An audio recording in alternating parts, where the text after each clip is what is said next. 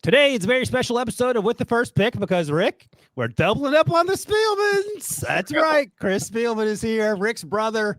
We're going to talk football. That starts with the Detroit Lions, where Chris started back as a linebacker from 1988 to 1995, and where he currently serves in the front office as special assistant to the president, CEO, and chairperson, a role he's had since 2021. Chris, thank you so much for joining us. How are you doing, sir?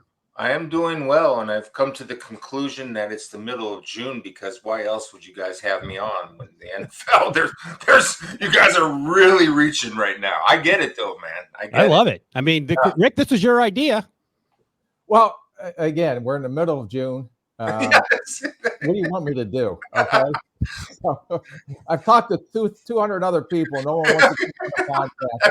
I'm going to pull the family favor. He owes me. How many times would I go on Spielman Sports in the summer when you were doing your radio show out of Columbus? A lot. Yeah, I got no problem, man. I got no problem upping the ratings on this show. That's no Absolutely. I will say this, and Rick, I was in the middle of telling Chris this when you came on, just before we went on air. I don't know what you were doing, walking the dogs or napping or what, but I was telling Chris that no family has made my wife cry more often than the Spielmans. And I've told you some stories that you've told me that I tell my wife to make her cry. And then I was reading the story that Dan Pompei wrote about you guys, The Athletic. I encourage everyone to read that. That's a fantastic story. And then I went and watched the Football Life of Chris Spielman yesterday. And I had to give my wife a few hugs after that one. That was a great show as well. So I encourage everyone, if you don't know the details about Chris, check that out. You know a lot about Rick from listening to this podcast. Rick, who would you say is the best Spielman brother? Because I have some thoughts.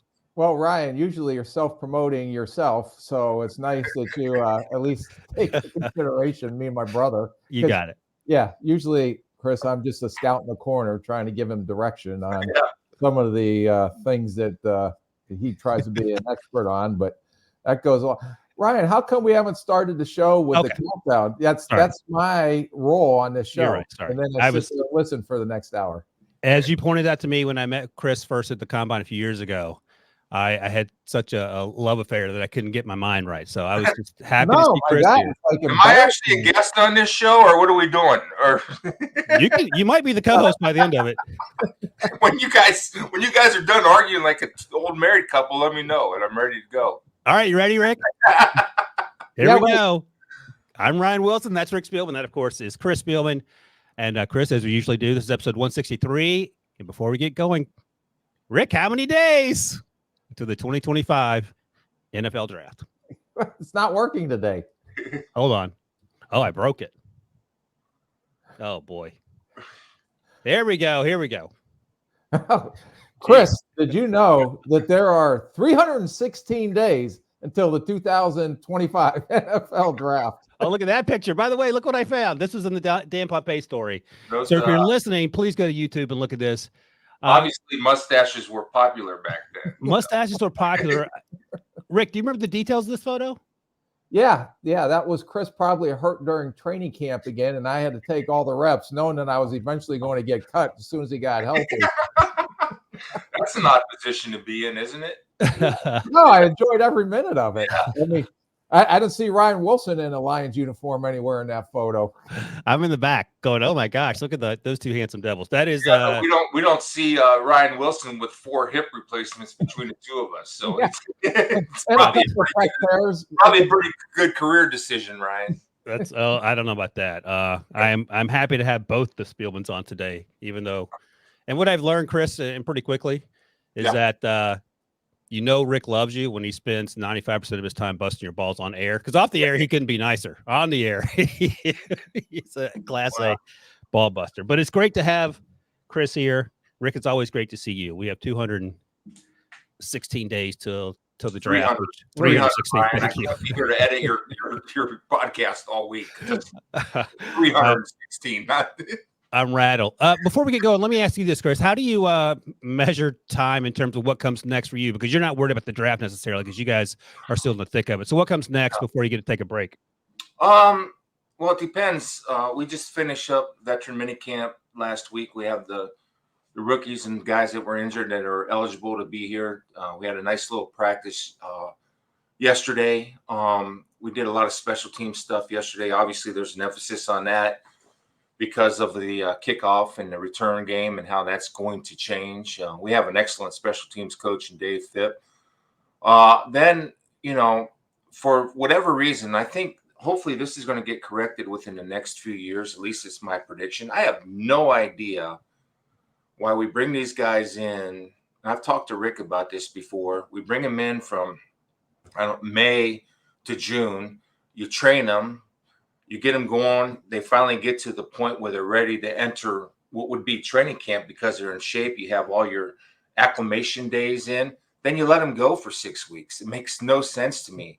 So what I would hope that would happen is that they would move, I guess, the players' time off, the 6 weeks off or whatever it is, back to May and early June, then use the June for the OTAs, the veteran minicamp that leads right into training camp. I think that would be better. I think it's smarter, and it would be much more conducive for the players and a chance to have them stay healthier because now they're in your program training how you want them to train. They're with their coaches.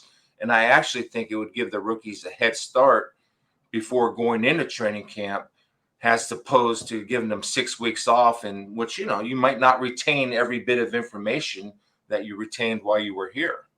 I got to go on the other side of this, and I've got to ask you a couple questions because I don't agree with it at all. I've talked to a couple players on a couple of my side jobs on interviews, and it seems like most of the players were against this. And one of the reasons was if they came in at the end of June and you were, everybody knows what you did on the field, but I'm going to ask you your body from the end of June all the way through until you guys, hopefully another Super Bowl run this year. That is a long time of football at one time. And the other question, and some of the players had brought up, is that their kids are out of school, especially if they have families. And the only time they get some family time with their kids is in that June, early July program before they go back to training camp. So you're not only taking away their family time, but you're also, do you think their bodies can hold up that long from the start of that till, you say you make it to the Super Bowl? Well, I think if you have first of all, read the shirt. If you're listening, nobody cares. Work harder is what Chris's shirt currently says. Second of all, I think, it doesn't mean you go 8 hours a day, 7 days a week. I think it can be worked up where, start, say in June, right? You go 3 days a week. What do we say to other people that work 9 to 5 jobs to get 2 weeks off a year? For me, and I don't think it has to be. I think it can be 4 hours a day. You're in the weight room. You're training with our trainers. Those guys are going to be training anyway.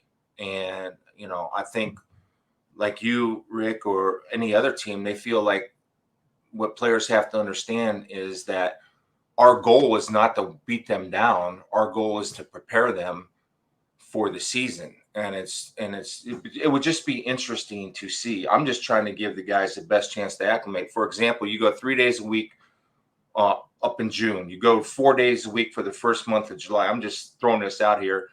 Then you hit training camp. And it's kind of like an OTA, but you take care of yourself. And it doesn't mean you go team every day. It doesn't mean you go 7-on-7 every day.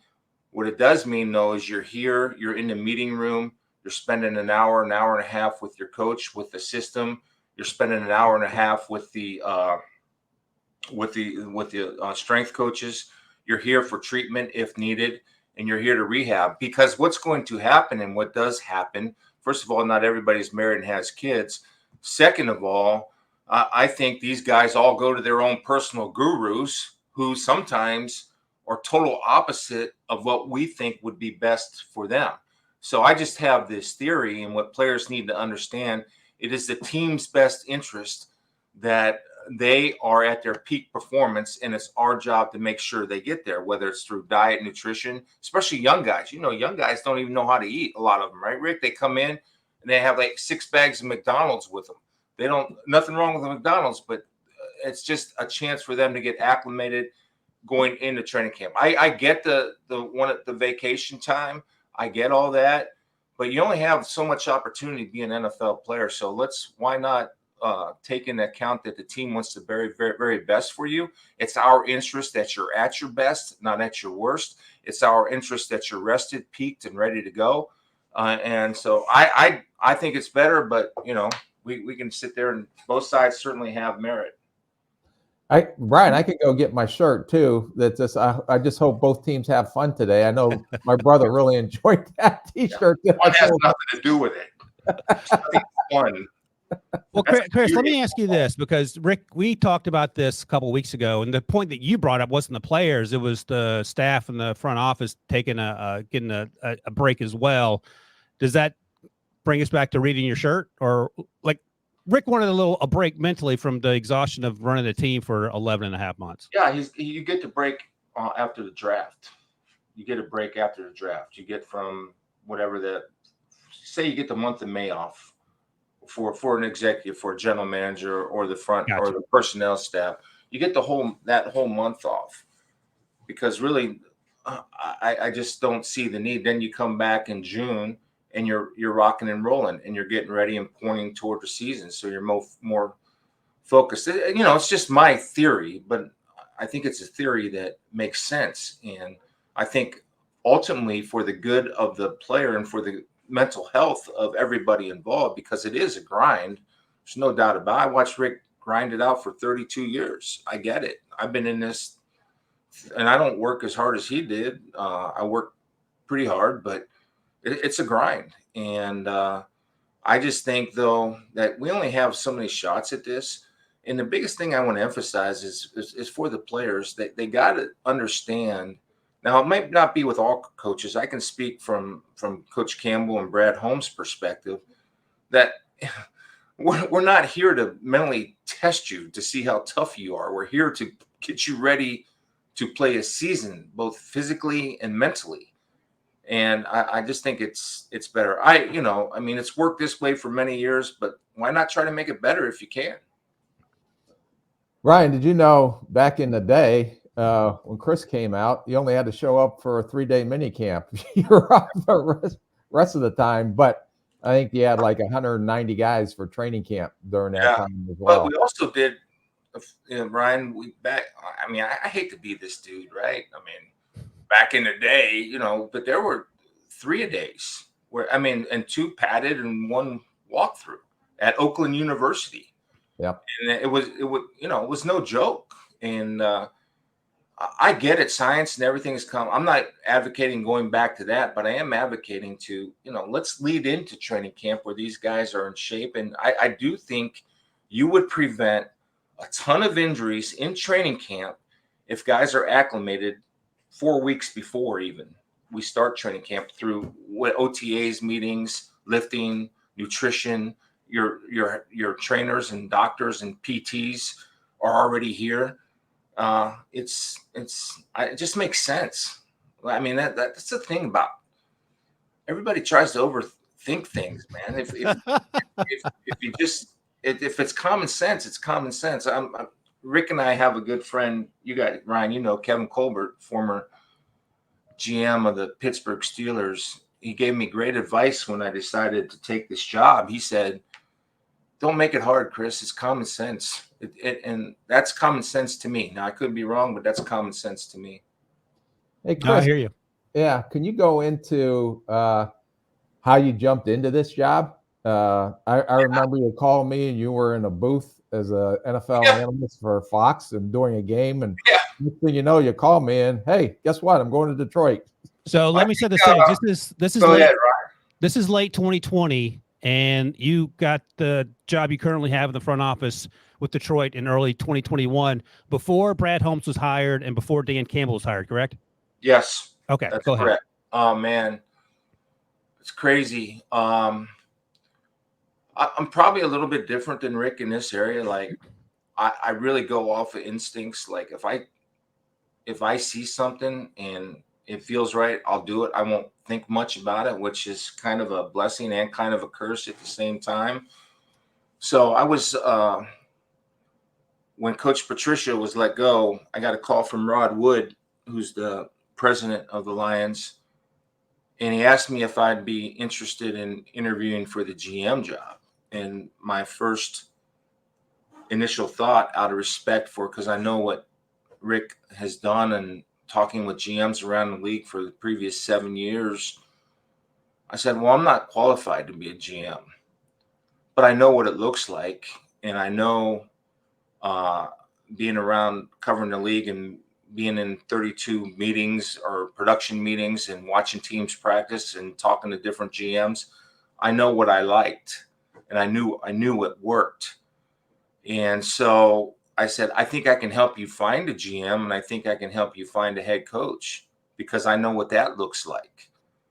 And he said, okay, well, let me call you back. I was driving to Chicago on the way after the game in Chicago on Sunday. He called me and he said, well, maybe we can find a role for you. So then I was hired. He asked me if I would talk to Sheila Hamp. And I said, sure. So I talked to Sheila and I told her what my vision was, and what she told me what her vision was. And it kind of clashed. And by this time it was in Saturday. I was in the Cincinnati motel room getting ready to do a Bengals game. By Saturday night, said, I'll take the job. And basically I was hired to help them originally find a general manager and find a head coach. Then that process continued. Now with Coach Campbell, when I did New Orleans Saints games in New Orleans, I used to go to Friday practice. I didn't watch Sean because I knew what Sean Payton was about.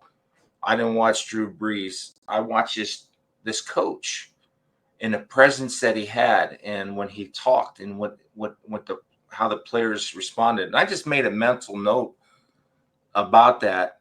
And I thought, man, that's exactly what Sheila's looking for. That's what I think, and Rod and Mike, I think, would want as their head coach. And that's how we found Coach Campbell. Then when he did the interview, Hey, he's drinking his coffee like, I want this job. See, and we even have grit. Look at that, Ryan. You like one of those. Nice. Look, that's a I'm little sorry. history there. That's a very long story. No, it's not. But I want to ask you this. It's not a long story at all. And I thank you for sharing. Because, Rick, you had crossover with Dan in Miami. Is that true? No. Oh, okay. I was gone from Miami by the time he came down there, but I saw what he did when he became the interim coach down there.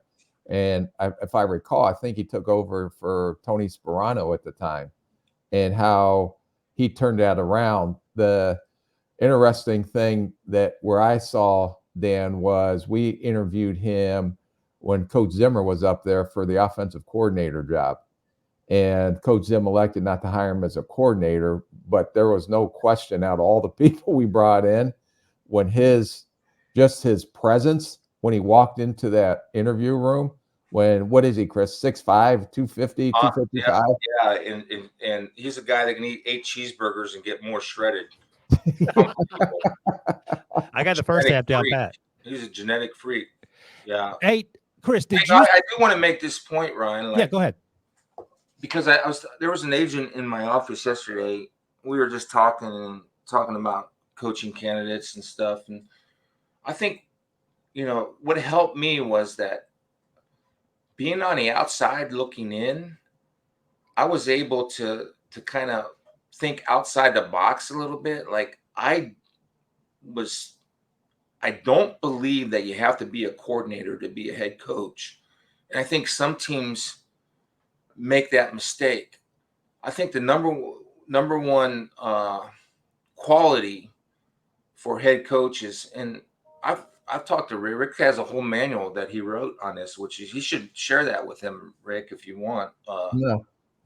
No, okay. It's pretty good. But it sounds kind of like hokey and all that, but you need a guy that will lead, not a dude that when the crap hits the fan, that he doesn't panic and he doesn't walk around here with his head down. And you just need that leader, right? And he has that's the number one thing for hiring a head coach. I don't care if he never called a play. I just don't think that's necessary for head coach. The other thing that Dan said in his interview that really got me, and it's true, was that I will get good coaches to come coach with me. They want to work with me.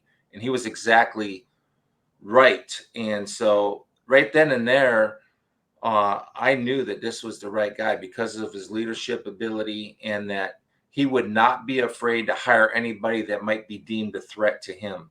That's when I knew we had a good head coach. Did you see any? Oh, I was going to ask quickly, and Rick, you can actually answer this too. Chris, did you see any of you and Dan Campbell just when you were watching him as an assistant in New Orleans in terms of his approach to football? Because I feel like there's some crossover. I mean, you know, I want to answer. I think we're attracted to what we love. Yeah. Look, I was, as a player, and I was all about it's win and whatever we had to do. And, I wear logo T-shirts because I want to send a reminder to myself. But I would say that, there were similarities. And I know Michelle, Rick's wife, my sister-in-law, said, it looks like Chris hired himself. But I think from a mentality point of view, I'm similar. Yeah. That was we were watching Dan Campbell's press conference. My wife watched it at home. She goes, God, I think Chris just hired himself. Well, look, Dan got some blowback from the kneecap stuff, but as I'm hearing Chris talk, I bet that fired you up. And the last laugh is, Dan proved that he was the right guy for the job.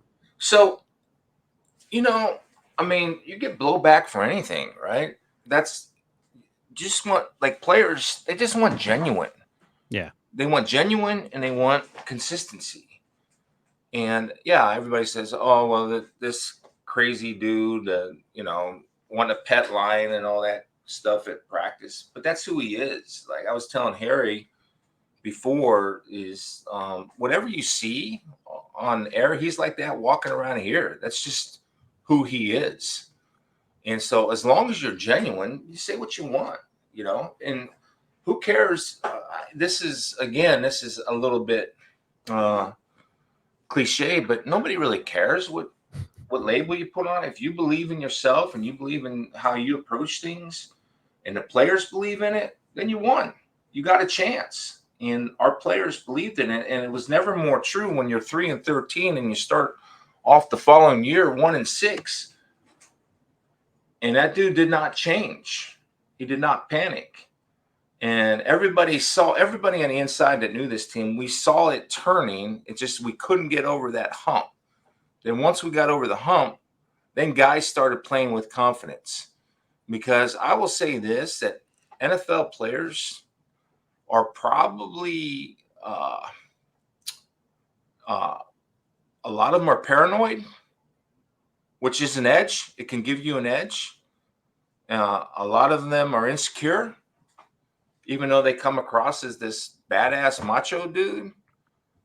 And especially when you're losing. So when the players get like that and they start playing for CYA, cover their own ass, well, at least I'm doing my job. But our team never did that. And that's in a credit to not only Dan, but the whole coaching staff involved. And they just hung in there. Then, those of us that were evaluating the team and advising you, I said, it's turning. You got to, I'm your special assistant. So you got to kind of trust me on this, that it is turning. And other people were telling her, and sure enough, it turned. Hey, Chris, can you just talk to the story about when you went through this hiring process? Just the little contract that you wrote out that you had everybody sign in the building. Hold on. Just hold the line. I took a picture of this. It was awesome when I was there at training camp last year. But it's a lesson on never wavering from what your beliefs are.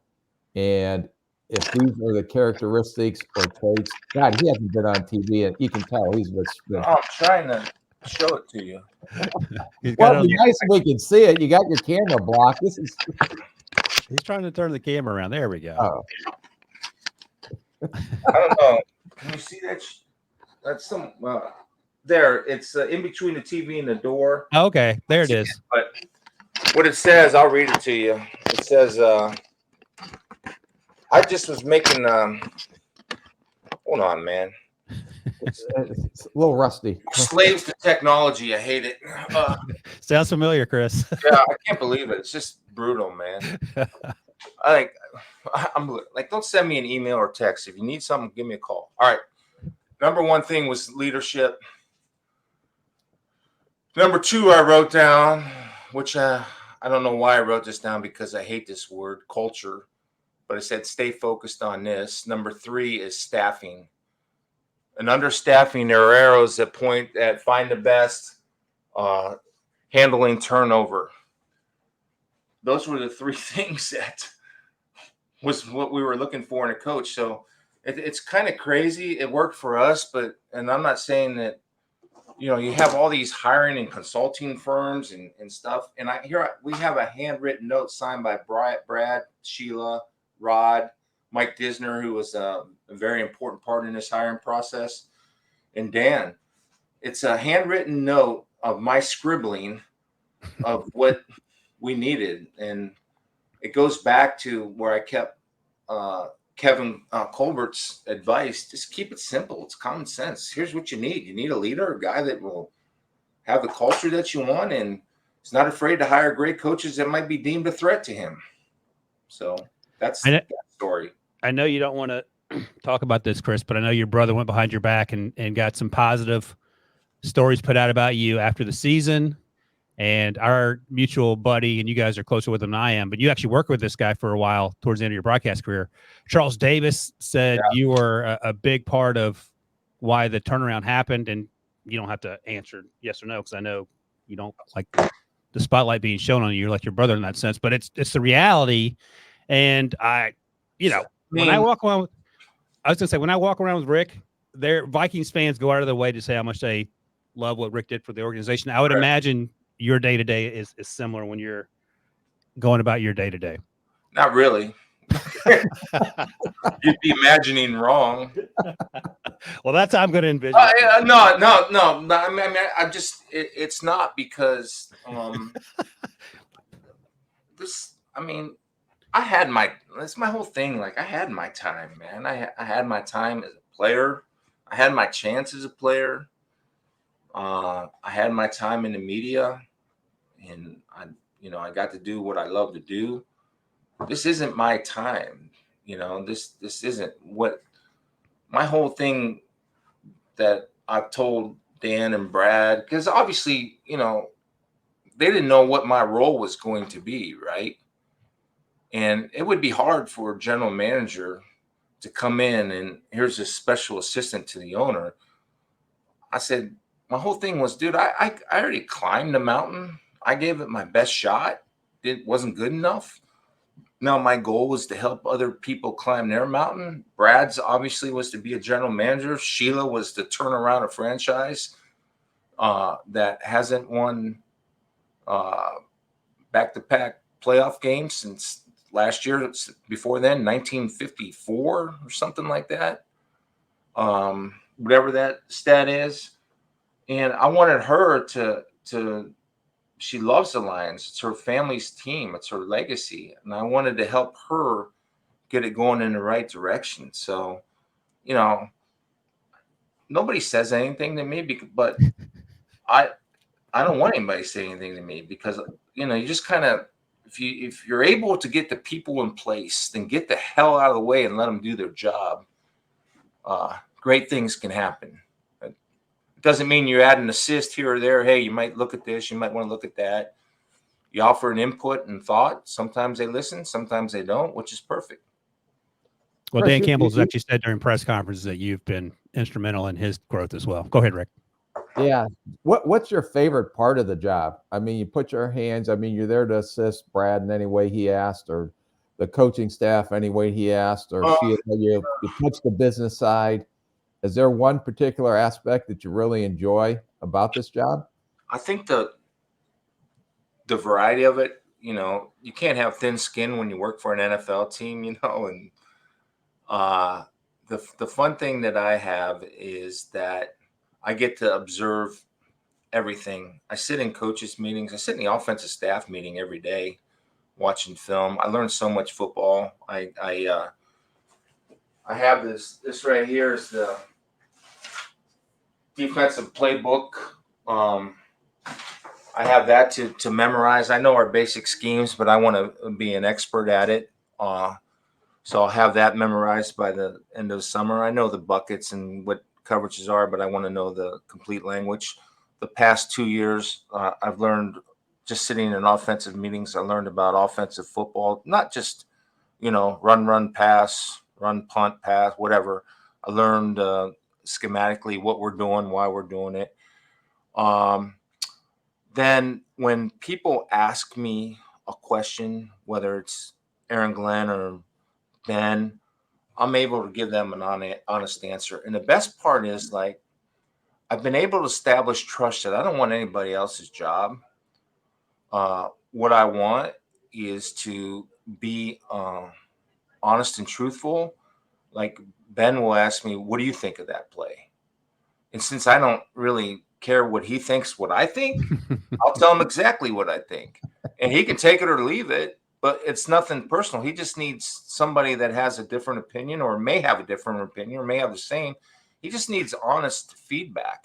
And there's a thing that I tell my kids all the time, especially when they were younger and when they were in sports. It's like, I just started in third grade with my daughter playing basketball, and they got beat in the championship game like 22-2.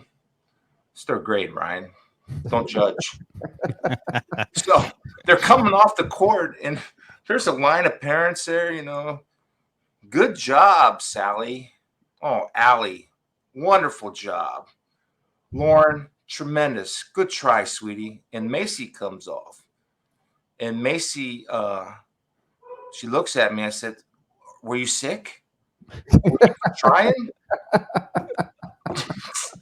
And she looks and she goes, why are you being so mean, Daddy? And I said, look, I respect you too much not to tell you the truth. And so I've kind of been that way all along. But it paid off, because my daughter played college basketball at Ashland. They won a national championship. She was on the line to seal a game to go to the Final Four. She made a 1-on-1 with 10 seconds to go. They were up 2. She makes the 1-on-1. The game's over. And she makes it, and she comes to find me in the crowd, and she gave me a hug, and she said, thanks for teaching me never be afraid to be the reason why we win or be the reason why we lose. And so that's kind of how I operate. Like, I'm not afraid to tell, like, hey, Brad, what do you think about this? Or you might want to look at it from this approach. But I do it out of respect for their positions and out of respect for their authority. I usually wait to be asked, and I'm usually asked. Chris, Rick, I'm going to steal one of your questions. Yeah. I think this actually. How many times have you heard me say, I don't care? On the show or off the show? Because it's in the thousands. You don't like the word culture, but in terms of the story you just told and your brutal honesty, this is one of the questions Rick had in mind, and I think it makes a lot of sense, especially here. How do you, as an organization, target the players you target? Because from the outside looking in, you're targeting really good football players, but they also seem like really good human beings. I don't like the word culture, because it's like everybody uses it, right? Just like, if I hear somebody say I got to work on my craft one more time, I'm going to jump out and around 75 and just have him take me out. I can't take that. He works on his craft. No, you do your freaking job. You don't work on your craft. Try to get better at your job. I Sounds work familiar. on my craft. It's like it's not like they're Da Vinci or Michelangelo painting the Sistine Chapel. What, are you working on your craft? What, are you kidding me? It's a job. You're a football player. You got to catch the ball. It's not a craft. I digress. What was your question, Ryan? How do you find the guys that you do find that are good football players and seem to be good humans? Well, I work on my craft very hard. God. Culture, I use the word environment. It's your environment, so it's everything, right? It's just what's the environment. Okay, so the thing is we can't compromise. Invest in reliability. They got to be reliable. This is a little bit different. I was talking to Brad one day, and he was talking to me about the guy that got him into the business. Hey, Brad's got a tremendous story. I don't know, you guys, Rick knows this. I don't know, Ryan, if you know this, but it's pretty interesting. He started off as an intern, I think I think it was the Atlanta Hawks or something in the like marketing department or something. But this dude had a passion for the draft. Brad had a passion for the draft. But anyway, Charlie Army was the guy that gave him a shot. And his three things that he looked for was athletic ability, competes, and instincts. Obviously, you have to have the athletic ability to play at this level, right? Instincts, it's hard to describe, but you know it when you see it. Like how quickly does a guard pass off a stunt to a tackle, and how quickly does he adjust, or when a linebacker knows to, he has to go through a guy or around a guy or under a guy to make a play. You can just see a guy with instincts, and you can see a guy without instincts. I don't know, Rick, if you agree with that or not. Yep. But and then you have to find a guy that competes. And what do you mean by that? Well, it means that he's going to go through the whistle. My dad had a football player that was kind of a guy that I looked up to as a player. Rick, I don't know if you remember this guy. His name was Robert Merriweather. Yeah. He was a center. And I just remember him as a young kid. And I talked to Robert about 2 years ago and told him what an influence he was on me, because how he practiced and how he played. He played through the whistle all the time. He never stopped. And so when you put all those three things together and you find out that they're reliable and that they're not idiots off the field, it's, again, you keep it easy. You keep it simple, right? Then I don't know if you saw, Brad is big on, and I'm big on this too, is you don't worry about the position. You just draft the player. And so, for example, like Jameer, everybody, when we drafted Jameer, what was he, 12th overall? 12th. And everybody say, oh my gosh, you took a running back. Well, yeah, we did, but Jameer is going to be much more than a running back, right? And I think, it's been reported that, he's got some wide receiver skills. Rick saw him at Alabama plenty. He has some wide receiver skills. So he's a matchup nightmare. So you're drafting a football player and you're drafting a running back that could also be a little bit of a slot guy. So you're drafting a guy that's a problem. That's when Brad, you ever see those shirts that say villain or stuff? Like Jameer can be a villain for another team, right? So you draft these villains. Then you say, okay, well, you draft Jack Campbell. You're not, he's a linebacker. And yeah, I agree, that's drafting linebackers. But what you're drafting is not only a really good linebacker who I think is going to have a really good year this year. You're drafting a guy that's going to be in the middle of your defense and eventually be the green dot and a productive player for the next 10 years. And, oh, by the way, he's a leader. He's a leader, and you can see that in him, and guys listen to him. So we kind of just go off of you invest in that reliability. And they have AA, they have competes, they have instincts, and they're not an idiot. It's a pretty good formula to go by. How much influence do you put on, and I know the answer to this, but like a Brian Branch who runs a 4.51, but or a Laporta. Well, I'd be happy if he ran 4.51. Or even Laporta, like he had 22 out routes that he caught the whole time he was at Iowa. Well, yeah. I mean, for me, I'm only going to speak for me. I'm not going to speak for Brad. With Brian, all you had to do was watch the film. The dude was maybe one of the best tacklers that I've seen. As far as if a guy did catch a ball, he'd eliminate yards after catch.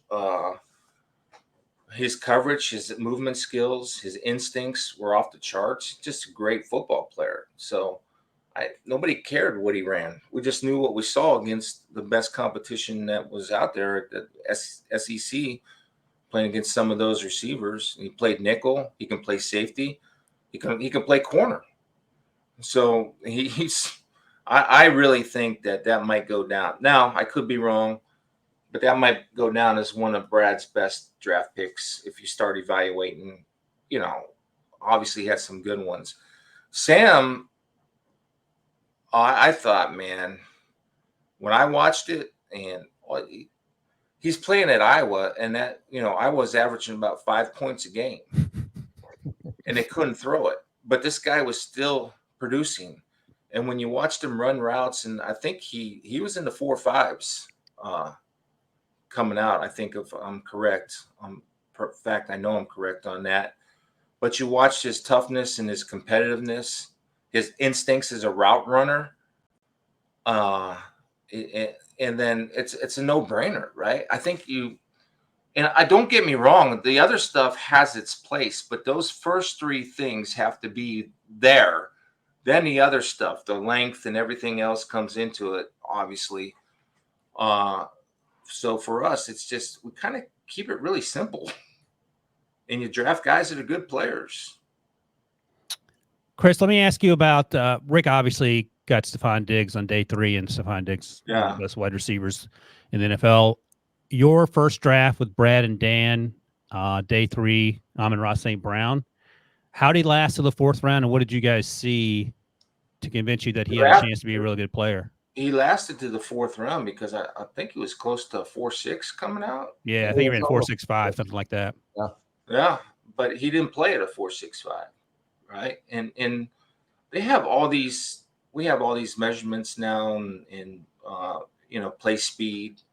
He runs a 4.65, but he plays at 21 miles per hour or whatever. You know what I mean? It just, some guys just can do that.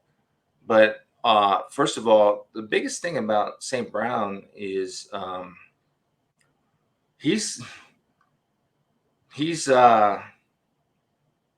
angry in a good way. He's got a giant ass boulder on his shoulder, and he's going to prove everybody wrong. And he has great hands. He has excellent route running ability. He can get from 0 to 60 in a hurry, although he doesn't maintain 60 maybe as long as Jameson Williams does. He is tough. He's probably one of the top 10 blocking wide receivers in the league. And when you play in this offense, we're inserting those wide receivers in between the guard and tackle, in between the tackle and tight end. We're asking them to crack on defensive ends. And our guys, you don't block, you're not getting the ball. It's just a rule around here. And he has been able to do that. And he's just a good football player.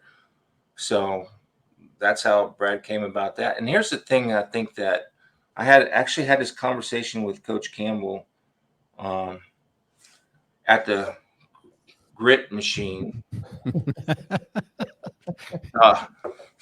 That's unbelievable. And they got grit coffee holder. It's just so cool. It's just crazy. That, I said, Coach, I think the best thing about our team is that our best players are our best leaders and our best practice players. Like, you watch Penei Sewell and Nate Hutchinson practice. It's unbelievable. I mean, it's like I would pay to see a mission of those two practicing against each other. It's not only that, but in an individual, everything is like with a purpose in a mission. And so when your best players are your best practice players and your best leaders, everybody else can fall in line. Then you may take a chance later on in the guy, because if they don't fall in line, then they're out. Like, they have to figure it out. This is how they do it. And they see, well, if I want to get a $30 million contract, if I want to get Penei Sewell money, or if I want to get Amon-Ra St. Brown money, or then why not do what they do? And I think that's an advantage for us because our best players are like dialed in every single day. Like watching Hutch practice, it's a freak show, man. It's unbelievable.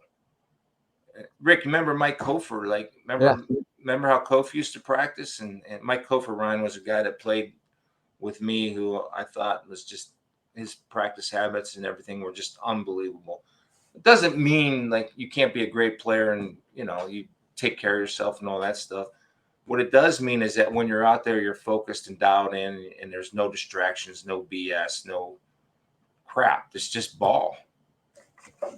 The one point I want to make off of Chris's comments too is when we went through this, the guys that get those big contracts extensions are guys, you know, that are homegrown from within because you want to reward you want to draft well and then reward the players because I think that filters down through the locker room and talk about culture fit. And even though they traded for Jared Goff, it was Brad Holmes had a relationship with him when he was out with the Rams.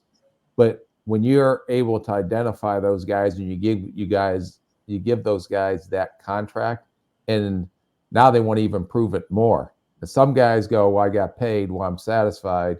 These type of guys, when you can identify these type of guys, now they may even have a bigger chip on their shoulder, or Chris, maybe what you referred to earlier, that insecurity on now I want to take it to another level to prove myself that I am worthy of the contract that they gave me. Yeah. And I'm with you. Like a lot of young players will come in and it doesn't matter who this is generally speaking, right? They've done it their way for so long. And sometimes it takes them a minute to figure out that my way isn't going to work here. It can work in college because the way college football is now,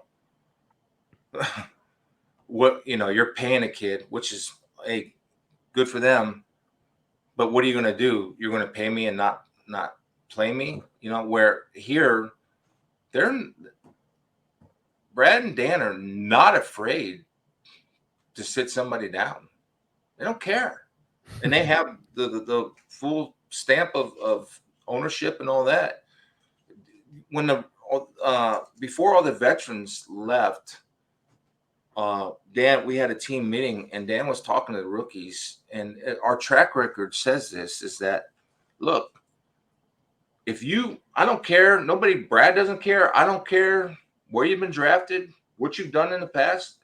Nobody cares around here. Everybody starts fresh now. Everybody says this, but not everybody does it. But we do it. That if you can help us on special teams and you can help us, we'll find a place for you to help us in the game. You're going to make the team. You are, because we don't care. Now, that's just been the philosophy that's been said here. And I think it's a little bit different than maybe other places, but it's true. It's just how we do it.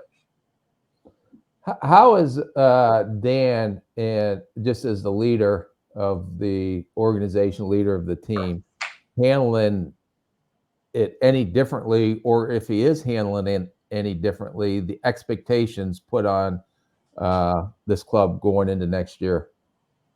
He gets more pissed. Well, like, oh my gosh, everybody's supposed to be better. Well, we're going to be better. I mean, we added some pretty darn good pieces, right? I think hopefully he's had a really good spring, I think, is Carlton Davis. Big long corner from Tampa that we got. You bring in Terry Arnold and Ennis Rakestraw. You look at DJ Reader. Hopefully he'll be ready by the start of the season from Cincinnati, right? You look at the players that we've added along with the core that we have. I think we're going to be a better football team. Like I thought I told Ben the other day, he asked me what I thought about the springs compared to 21 and 22 heading in 23. And I said, man, this is by far the best spring that we've had. And I think you can just see it, right? You can see good players, man. And my first year here, I thought, oh my gosh, I thought the UFL started early in Detroit when I first got here. It's not against anything in the UFL, but there's a reason why guys are in the UFL or the XFL or whatever it is. It was bad.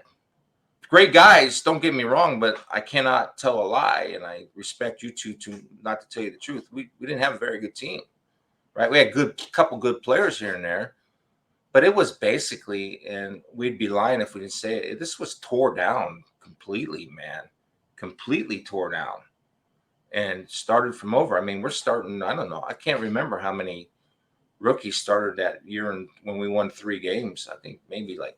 I don't know. We might have had 6 or 7 starting rookies, about 4 of them undrafted free agents, rookie free agents.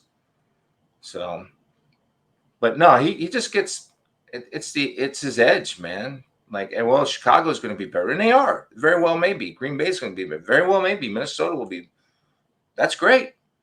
What are we? Or we just apparently we just stand in place and do nothing and let everybody catch us.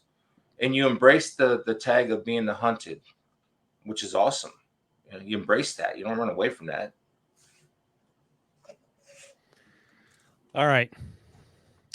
I got to ask you a few. This is like the combine, Rick. I had to ask some questions that Debo and Harry want to ask, unless you got something. No, because the bill that him going close to an hour is going to be very expensive for the With the First Pick podcast. Okay. Yeah. All right. Go ahead. Let me ask you this, Chris. Yes, sir. What's your best? So you arrived in 88, 1989. A young man named Barry Sanders arrived in Detroit. What's your best Barry Sanders story?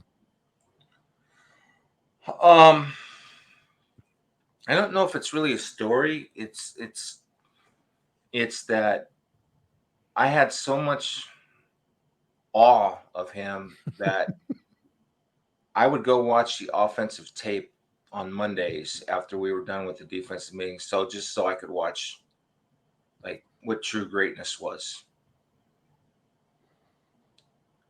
That's it. I remember reading something yesterday that you had said back during your time with him that, you know, a lot of Chris Spielman after the game was like blood and sweat and had given your all. And it seemed like Barry sort of glided his way through. Like he seemed almost like he was just not fresh as a daisy, but he didn't seem to have to expend the energy that normal humans had to expend to do the things he was capable of doing. Did I say that?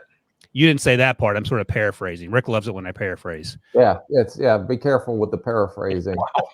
The why he wasn't as beat up as my brother was is because no one can hit him. Yeah, exactly. That's true. I'll give you. Here's the thing. I mean, just that is, you know, Barry was a superior athlete. I wasn't. I was a guy that the only thing I had as a player was vision and instincts, and it allowed me to play a little better than I probably should have. We were playing Buffalo, and in Buffalo, and we were going off the field at halftime. And in Buffalo, there's that one tunnel up there that both teams go in. And I remember it was Shane Conlon, right? It was Cornelius Bennett, Darryl Talley. And their 3 went off. And I didn't know these guys. I don't talk to the opponent. And they said, hey, man, damn, that Barry's like nobody we've ever seen. It's unbelievable. You know, he was just I was in Rob Lohman, our pro director's office, and we had NFL Network on. We're sitting there watching. They had Barry Sanders highlights on, and some of these runs, I mean, it's just unbelievable. Like there were a lot of great running backs. There was never one like him, and I don't think there will ever be one like him. It's just I just don't. Now his style, I guess, but he's amazing. Great guy too. He's helps around here. He's always involved. It's fun to be a part of a team that has a guy like Barry Sanders come around, Herman Moore, Lomas Brown, Calvin Johnson, who, we were able to repair that relationship, and that all credit to, and Rick knows him, Mike Disner, who's a young, talented executive, and Mike did a great job of repairing that relationship with the Lions and Calvin. Tremendous. That's the environment that we talk about. It's Chris, fun you mentioned Kevin Colbert, and Rick, correct me if I'm wrong, but Kevin hired you originally to Detroit? Ron Hughes hired me and Joe Buchowski, and then I worked for Kevin when I first started. He was the pro director at the Lions when I first came here. Because according to the Dan Pompei story from a few years ago, there was some conversation about maybe hiring you as a strength guy, but they didn't want you and Chris to be working so closely together. But you did, according to the story, write up your thoughts on Chris as a player. Do you remember what Chris said about that? Yeah, he crumbled it because. Oh, does he have it? What's he doing?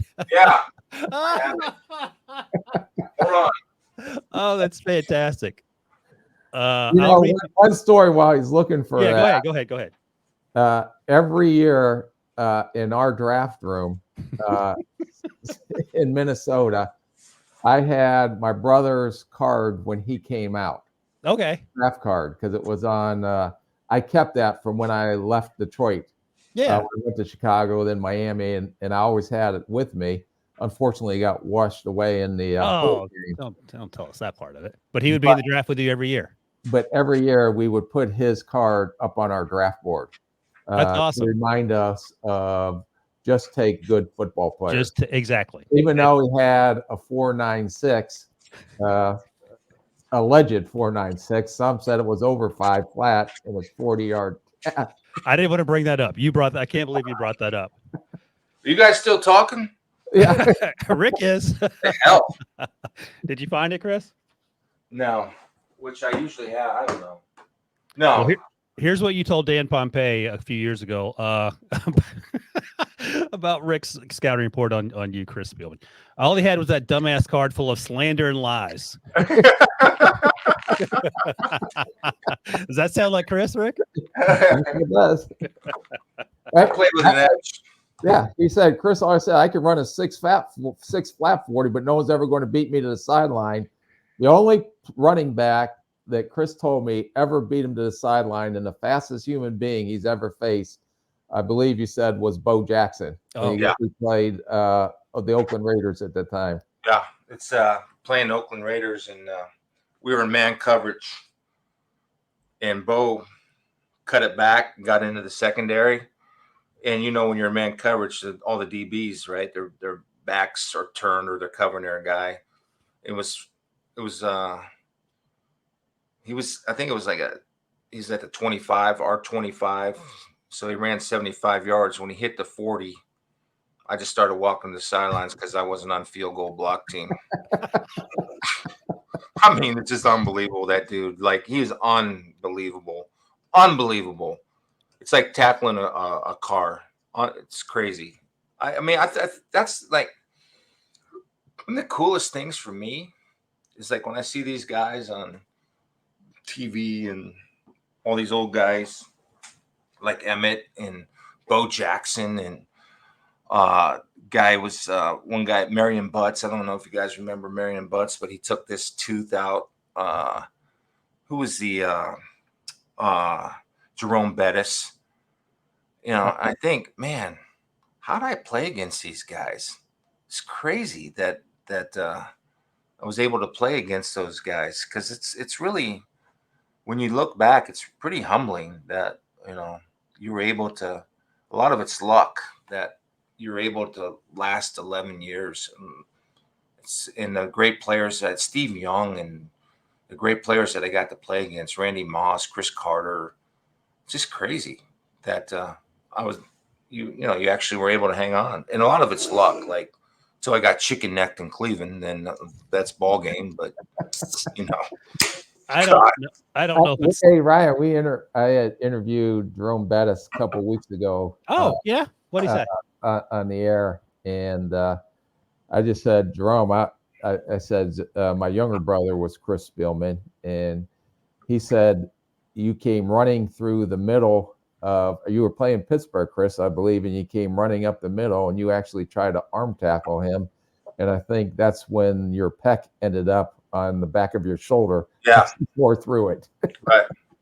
Yeah. That's a true story. We were playing Dermotty Dawson, who's best center I ever played against. I was able to slip Dermotty because he was so quick. So I'd set him up and just kind of come underneath. Dermotty could recover so quick. Right when I went to do this to Jerome to get him down, and right when I did it, Dermotty Dawson hit me in the back, which is great. I don't care. Like, I admire that because he's doing whatever he has to do to get the job done, which is fine. And I felt this pop. And so I popped my pec right here. Rick knows he's got one. You can see there's a giant hole right there. Yeah. We got holes. Yeah. But I go back to the huddle and my arm's like this. And I said to my buddy, Mark Spindler, I said, Mark, man, punch my arm down. So he took two, cut my arm down, and it went. And this happened in the first quarter. And played the rest of the game. Didn't miss a practice down.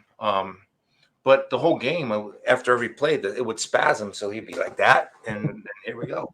So I'd be running around on the field trying to make a tackle. So what happened was, like, during the week, there would be a big ball of blood that would swell up, and I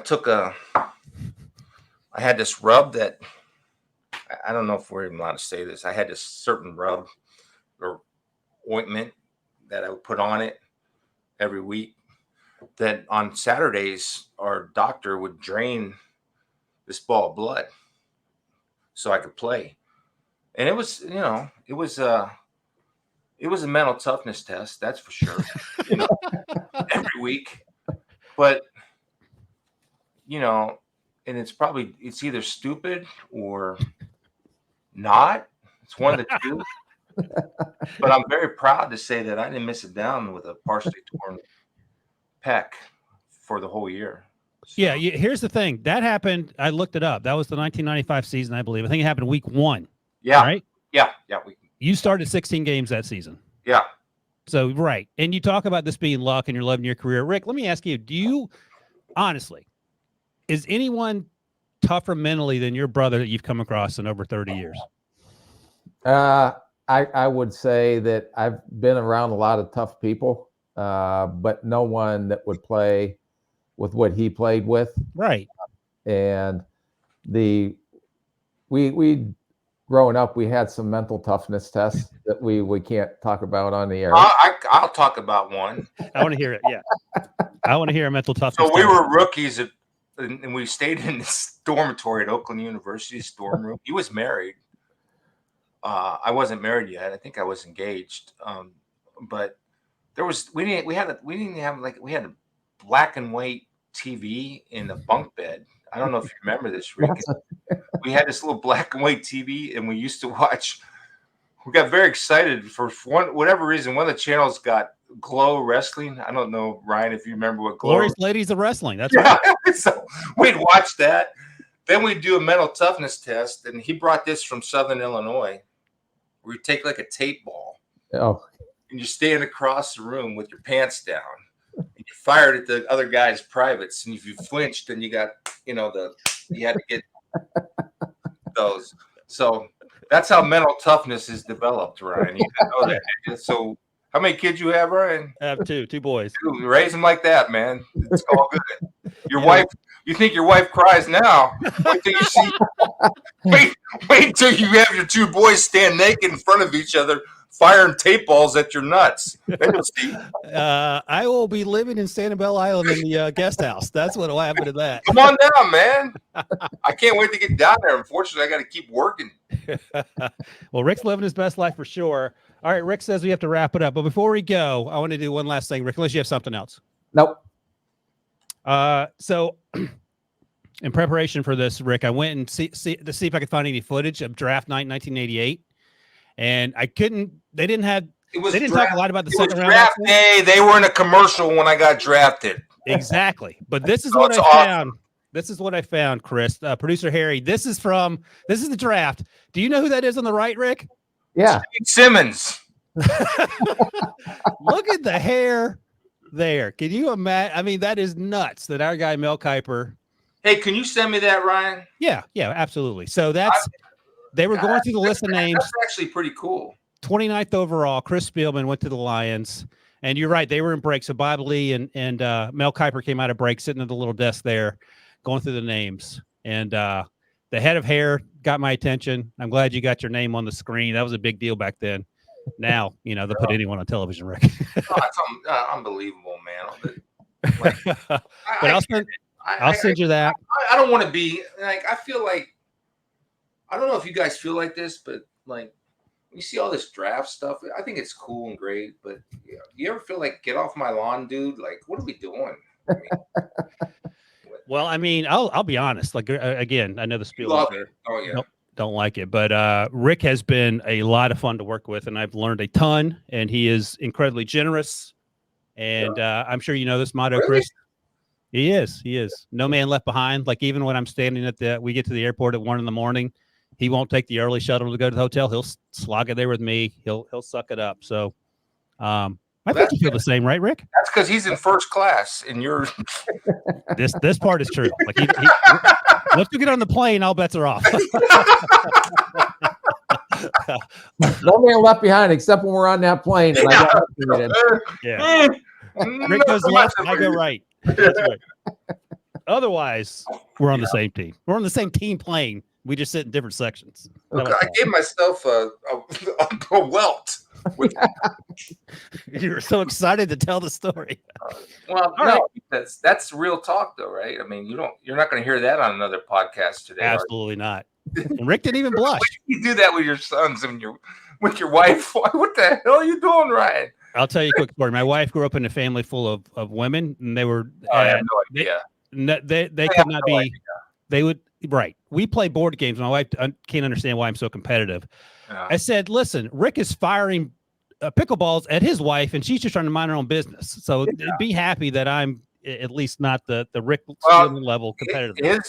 Michelle needs to toughen up a little bit and understand that, you don't want to play with, if you're going to play with the guys, you can't be moaning if you get hit by a ball.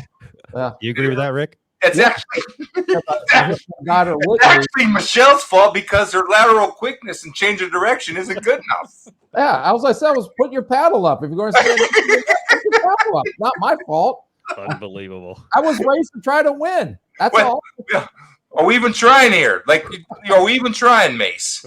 I mean, you got beat 22-2 in a championship game. What are we doing? But Daddy, it paid off. It paid off. Daddy, I'm 8. But you remember that? Did she remember that when she?